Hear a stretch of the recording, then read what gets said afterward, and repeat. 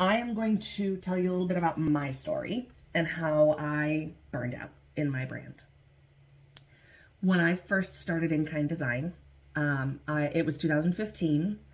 I was young. I was really not confident. And I was showing up predominantly in masculine networking settings. I was usually the youngest one in the room.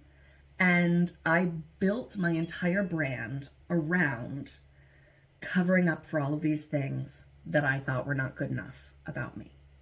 And you could see it from the outside. You could see my insecurity. You could see that I had built this public facing brand around, being a little bit corporate, being a little bit modern, lots of white space.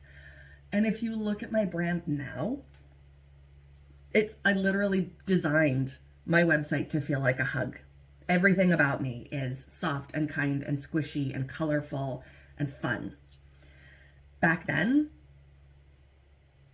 there was no life in what I had built because I was so afraid to show up as me. I was so afraid to show up and have somebody immediately see that I was not good enough, because that's what I felt about me.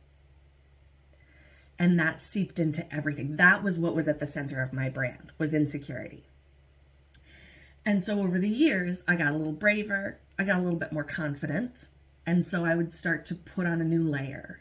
We were talking about how the logo, the front-facing stuff, that's external. That's like an outfit. So I would put on another coat. And that would feel fine.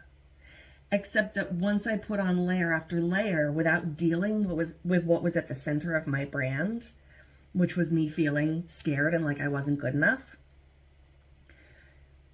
it was just layer on top of layer on top of layer, and it got heavy. It got physically, emotionally hard to carry all of that weight. So in 2019, I broke. I completely hit a wall. I completely burned out. I hated what I was doing. I absolutely resented every single one of my clients, which was not fair because they were wonderful. But I had put myself in a position where everything that I was doing was stemming from a place of fear. Everything that I had built for myself was, I feel like we all do this.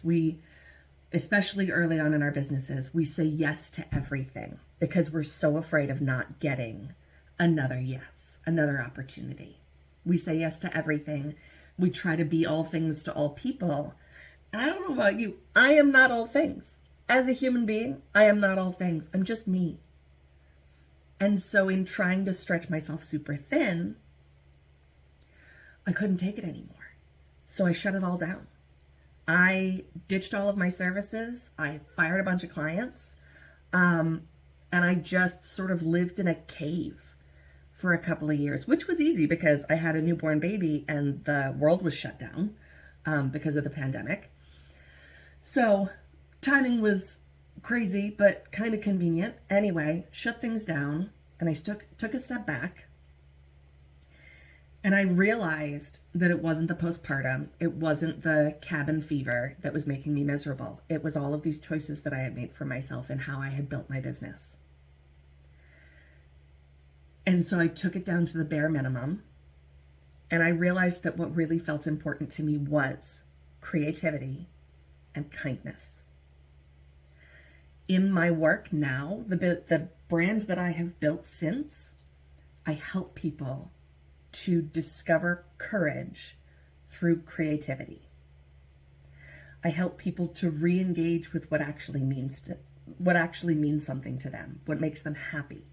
I help people to build their brands around joy and what makes them happy, not what they think they're supposed to be doing.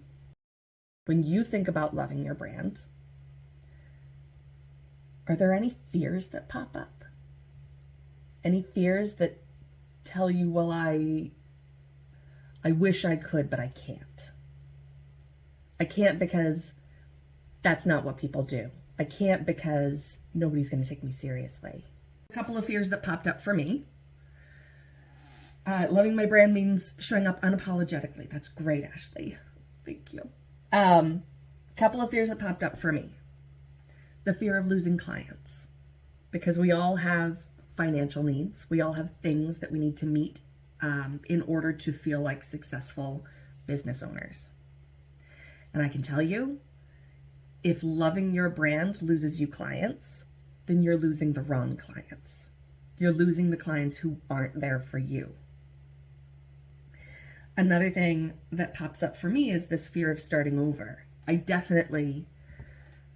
felt when I fell apart, I was going to say when my brand fell apart, when I fell apart inside of my brand, because I had not been listening to myself and my soul for too long, and it was too exhausting to keep carrying around all that weight. I was so afraid of what people were going to think of me. I was so afraid of what people were going to say about, maybe I had failed. Maybe I wasn't good enough, and it was going to be this confirmation that I had been right all along about all of those fears. But the reality was I wasn't starting over. I was moving forward. We all have the ability and the power right now, without a pandemic, without an infant, without whatever. You have the ability right now to make decisions for yourself and your brand that will help you to focus on joy and redirect what you do towards something that feels joyful. Let's talk about the what to do with it, with this brand burnout thing.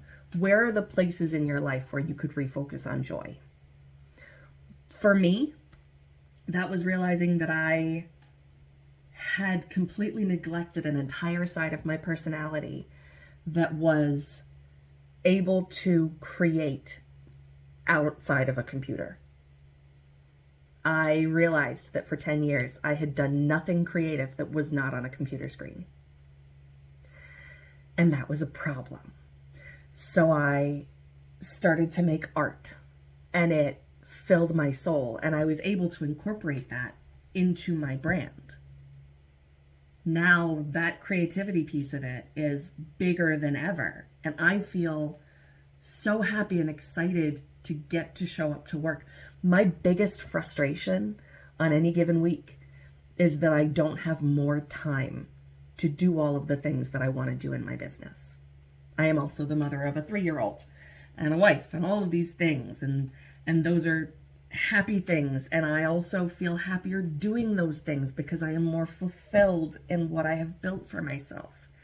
And I want to get the message across to you guys that you are in charge. You are small business owners. You are in charge of your own happiness. Any of those things would be totally normal and reasonable and understandable if you were working in a job, because somebody else is deciding for you. You are small business owners. You get to decide what you want your life to look like. And your brand is a big part of your life.